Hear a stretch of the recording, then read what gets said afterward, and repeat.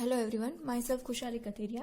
In this video we discuss about the crypt arithmetic problem. So what is a crypt arithmetic problem? Crypt arithmetic problem is an example of constraint satisfaction problem, CSP. Okay, in previous video we discussed the constraint satisfaction problem. Constraint satisfaction problem, it means rule based satisfy the sets of rule in particular problem. Okay, we discuss color mapping color mapping problem in CSP. Now we discuss a crypt arithmetic problem in CSP. Okay, so what is a crypt arithmetic problem? Crypt arithmetic is a mathematical puzzle. Okay, this is a crypt arithmetic. It means it is a mathematical puzzle where the number of representation are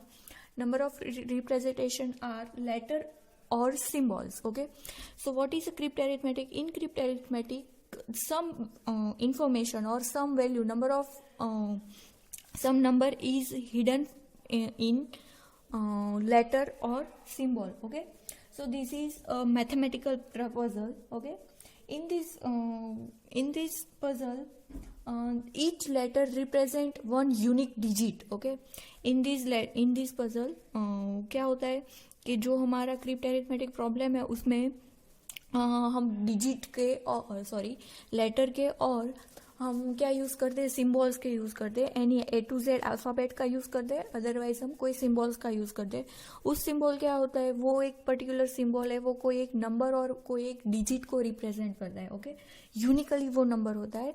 अगर इसका कोई एक number है तो इस S का कोई, suppose के एस का नंबर है 1, सो हम किसी और लेटर का नंबर 1 नहीं दे सकते. Okay, so our number is derived from 1 to 9 only. Okay, or it should be 0. Okay, 0 1 to 9. Okay, it's maybe 0 1 2 3 4 5 6, but it is a represent unique number. Okay, unique letter represent a unique number. Okay, in general we can say each variable is assigned a numerical value or numerical digit. Okay, so let's start. So first of all, here I took one example for the send money, send more money. Okay, send is our one equation, more is our second equation, and money is our answer. Okay, so here send and more is a summation of send and more, and answer of send more is equal to money. So we can say, like, we can write like this: send plus money more is equal to money. Okay, so we can write like this. Here we use a digits from 0 and 1 to 9. So here मैंने क्या किया है, यहाँ पर मैंने एक equation हमारा है send plus more is equal to money है.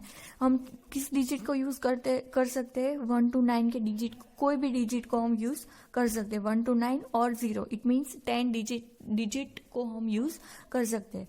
यहाँ पर यूनिकली मैंने क्या किया है, रिप्रेजेंट कर दिया है SEND. Okay, SEND. हम जो कोई भी रिपीट होगा तो उसका नंबर क्या होगा, सेम ही होगा. इसलिए हमें क्या करना है, SEND MOR. Okay, after that E, but E already have derived, so हमें यहाँ पर D नहीं लिखना है. अदर आफ्टर क्या लिखना है, M ऑलरेडी आ गया है, O आ गया है, N आ गया है, ठीक है, E आ गया है, पर Y अभी पेंडिंग है, इसलिए मैंने यहाँ पर Y लिखा है. इट मीन्स मैंने क्या किया है, इसका एक सीक्वेंस बनाया है जो रिपीट नंबर ना आता हो, रिपीट कैरेक्टर ना आता हो, रिपीट लेटर ना आता हो. ऐसे मैंने एक रो और कॉलम बनाया है. ओके, सो आफ्टर दैट हमें क्या करना है, इस लेटर को हमें नंबर आइडेंटिफाई करवाना है कि एस का क्या नंबर है, ई का क्या नंबर है, एन का क्या है, डी का क्या है.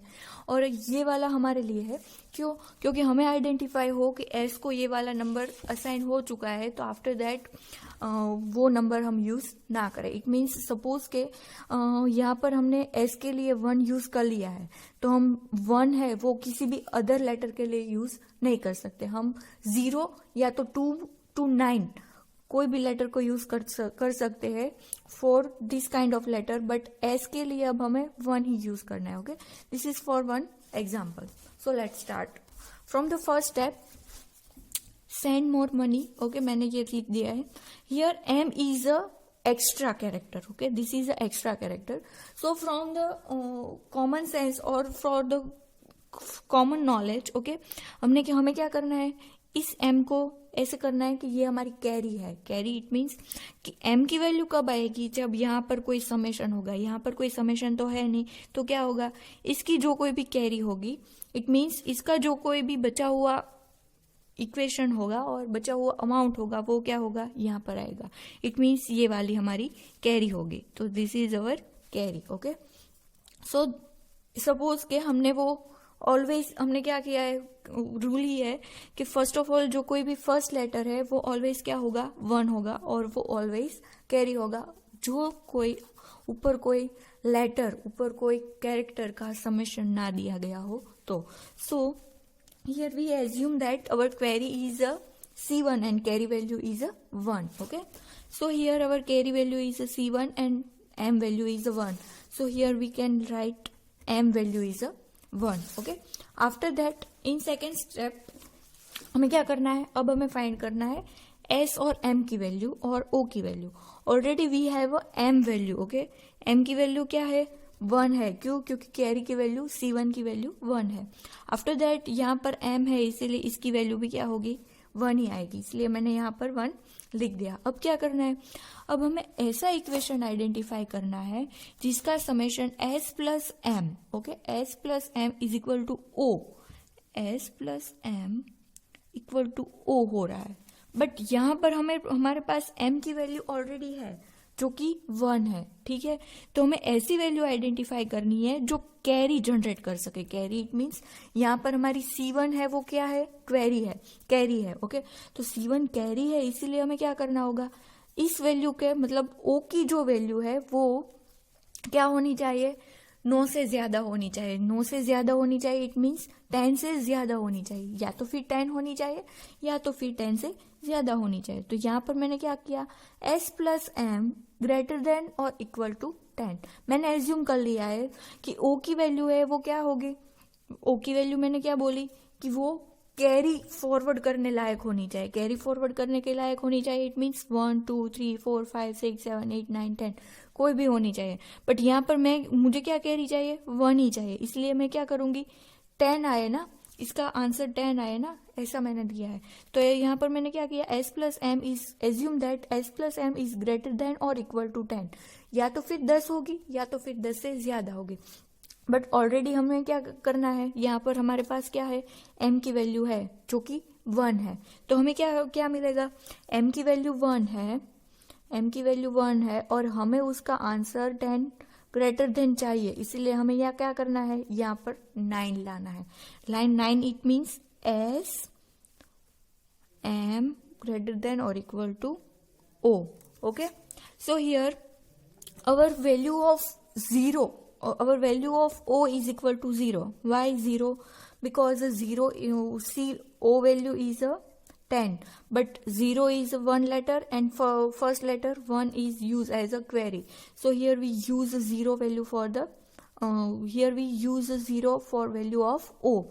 Here we already assign value M. Okay, it is a 1 and S की वैल्यू क्या थी, 9. 9 कैसे थी, क्योंकि हमें ग्रेटर देन और इक्वल टू 10 करना था, इसीलिए S की वैल्यू हमें क्या कर दी, 9 सेट कर दी. इट मीन्स अब हम चेक करते हैं, 9 plus 1 is equal to 10. 10 is equal to, यहाँ पर हमने 0 लिया और कैरी को क्या किया, फॉरवर्ड किया और M आ गया. इट मीन्स हमारे पास S M और 0 तीनों की वैल्यू आ गई. S की वैल्यू 9, M की वैल्यू 1 एंड O की value 0. Okay, so we have identified 3 value. Okay, S M and O. Okay, now we move on the third step. Okay, what is the third step? Third step is we have a 1 9 0. Okay, this is a C1 value. Okay, अब हमें क्या करना है, अब हमें identify करना है कि वैल्यू क्या होनी है. यहाँ पर तो 0 ही है क्योंकि O की वैल्यू ऑलरेडी हमारे पास है, O की वैल्यू है वो 0 है, इसलिए हमने क्या किया, ऑलरेडी हमने लिख दिया कि ये वाली वैल्यू जो है वो 0 है. अब हमें क्या करना है, अब हमें ऐसे आइडेंटिफाई करना है कि n plus 0 is equal to n. It means e plus 0 is equal to n। It means 0 की कोई इफेक्ट नहीं है और e और n की वैल्यू सेम नहीं आ सकती। इट मीन्स e में कोई भी वैल्यू आप ऐड करो, इट मीन्स e में e की कोई भी वैल्यू हो, सपोज कि आप x मान लो, y मान लो, कोई भी आप e मान लो, ठीक है, तो हमें उसमें 0 अगर ऐड करेंगे तो कुछ होगा नहीं होगा, तो हमें क्या मिलेगा equation e is equal to n। But this is a not true. क्यों? क्योंकि in crypt arithmetic problem each digit or each character define a unique digit। Okay, तो ये वाली इक्वेशन तो रॉन्ग हो गई। तो हमें क्या करना है, इसमें हमें कुछ कैरी है वो ऐड करनी है। इट मीन्स e की वैल्यू में हमें कुछ ऐड करना है कि जैसे हमें n की वैल्यू न्यू मिले। इट मीन्स n की वैल्यू ऐसी मिले जो e में कुछ ऐड हो रहा है तभी हमें मिलेगी। क्यों? क्योंकि 0 की वैल्यू यहाँ पर तो 0 है, e की वैल्यू में कुछ ऐड करेंगे तो ही n की वैल्यू अपडेट होगी। तो हमें क्या मिलेगा, क्या करना होगा, यहाँ पर हमें कैरी को ऐड करना होगा। कैरी को ऐड करने के लिए हमारा इक्वेशन कैसा मिला, e plus C2 plus 0 is equal to n। But 0 की वैल्यू यहाँ पर o की वैल्यू क्या है, 0 है, इसलिए हमें क्या बोलते हैं, e plus C2 is equal to n। But C2 carry की वैल्यू हम क्या आइडेंटिफाई करते हैं, 1, इसीलिए e plus 1 is equal to n। This is our first expression. Okay, हमने क्या आइडेंटिफाई किया है, यहाँ पर हमें किसी के लेटर की कोई डिजिट आइडेंटिफाई नहीं की है। इट मीन्स e की, n की, किसी की भी वैल्यू नहीं आइडेंटिफाई हुई है, पर हमें क्या मिला है, एक इक्वेशन मिला है।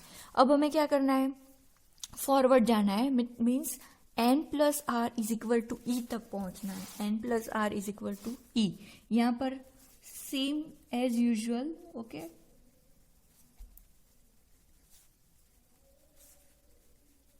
ओके, अब हमें क्या करना है, अब हमें देखना है कि n plus R is equal to E को आइडेंटिफाई कैसे करें। Okay, here we want a carry from here. Okay, here to here. Okay, कहाँ से आएगी यह कैरी, क्योंकि हमें e की वैल्यू जो यहाँ पर हमने लिखी थी वो किससे की थी, कैरी से की थी। कैरी के लिए हमें क्या करना होगा, e की वैल्यू को हमें ग्रेटर देन और इक्वल टू 10 करना होगा। ओके, क्या करना है, इस वैल्यू को हमें ग्रेटर देन और इक्वल टू 10 करना होगा। ओके, तो इसीलिए हम क्या करेंगे, n plus R is equal to और ग्रेटर देन और equal to 10 we must needs. Okay, ये हमारी रिक्वायरमेंट है, इसीलिए हम क्या करेंगे, C2 को लाने के लिए, कैरी को लाने के लिए n plus R is equal greater than और equal to e। But here मैंने क्या किया है, may be our equation required +1 or not। Okay, here may be it required +1 or +not। Okay, so इसलिए मैंने क्या किया, n plus R +1 if we want then we will use. Okay, अगर हमारी ये जरूरत होगी तो हम यूज करेंगे, अदरवाइज हमें क्या करेंगे, नेग्लेक्ट कर देंगे। May be we will use और may not be. Okay, consider this. So now we solve, we have two equation। okay, first equation is e plus 1 is equal to n, second one is the n plus r plus 1 it consider or not। okay, and another is e। okay, is equal to e। so now we solve these two equation, solve 1 and 2 expression। okay, first expression is a e plus 1 is equal to n, second one is the n plus r plus 1 it may be considered or not is equal to e plus 10। okay, this is a e plus 10। so now we put value from n to 1। okay, हमें क्या करना है, जो n की value है उसको इस equation में ऐड कर देना है। तो हमने क्या किया है, n की वैल्यू क्या है, e प्लस 1, तो e प्लस 1 को क्या कहाँ ऐड कर दिया, e प्लस 1 को n की जगह पर प्लेस कर दिया। तो यहाँ पर e plus 1 plus r, okay, plus 1 it may be considered or not, after that e plus 10। now all this equation like e and e neglect। okay, so now we have only r, so r is equal to 10 minus 1 is equal to 9। but s already have a 9 value. Okay, s की already 9 value है, इसीलिए r की value नहीं आ सकती। तो हमने क्या किया है, यहाँ पर आइडेंटिफाई किया कि r की वैल्यू 9 नहीं आ सकती। इसी वजह से हम क्या करेंगे, यहाँ पर हमारे जो कोई भी r की वैल्यू है वो यूज करेंगे। इट मीन्स +1 है उसको हम कंसिडर करेंगे, +1 को कंसिडर करते ही क्या मिलेगा, 9 and that 8. Okay, so r की वैल्यू क्या हमें आइडेंटिफाई हुई है 8.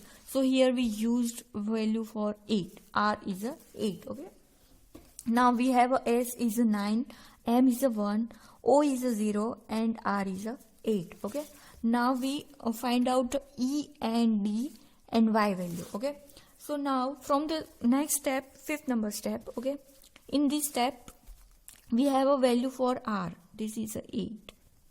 Okay, so from we solve this equation. Now we want to here we also assume that d plus e greater than or equal to 10. It means y की value जो कोई भी है वो क्या होनी चाहिए, ग्रेटर देन और इक्वल टू 10 होनी चाहिए.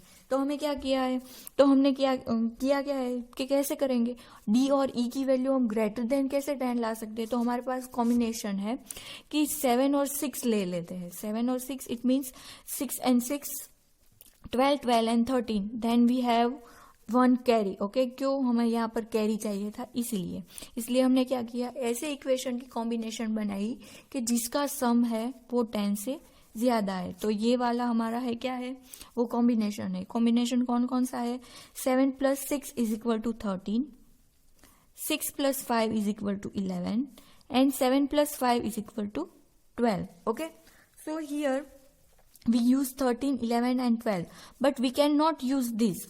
क्यों, क्योंकि m की अगर हम यहाँ पर 5 + 6 इट मीन्स DE 5 + 6 = 11 कर दे तो हमारे पास कैरी तो आएगी, पर y की वैल्यू क्या आएगी, y की वैल्यू 1 आएगी. जो y की वैल्यू 1 नहीं आ सकती, क्यों नहीं आ सकती, क्योंकि m की ऑलरेडी वैल्यू 1 है. इसलिए हम यहाँ पर ये वाला जो इक्वेशन है वो हम यूज नहीं कर सकते. अब हमें क्या करना है, ये वाला इक्वेशन को यूज करना है.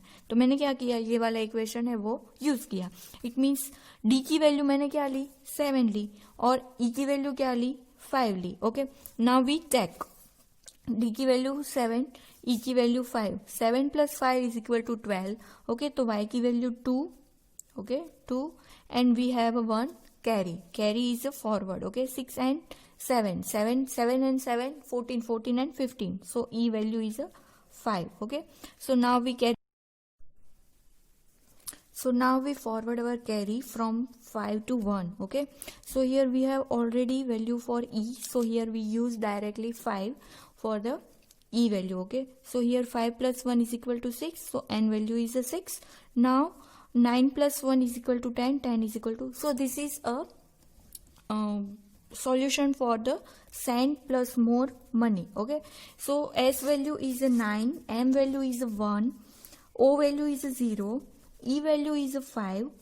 Okay, N value is a 6. Okay, after that R value is a 8, E value is 5, D value is a 7 and Y value is a 2. Maybe this is a unique representation or unique number. Okay, but maybe you can solve by yourself. Maybe your value is different from this kind of value. Okay, but ये क्या है, ये मैंने जो solve किया है उसका ये डिजिट है.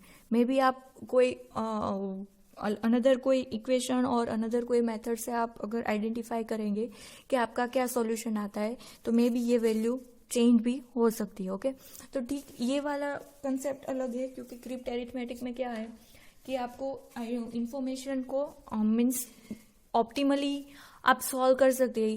इनके कोई एक सॉल्यूशन नहीं है, इनके एक से ज्यादा भी सॉल्यूशन आ सकते हैं.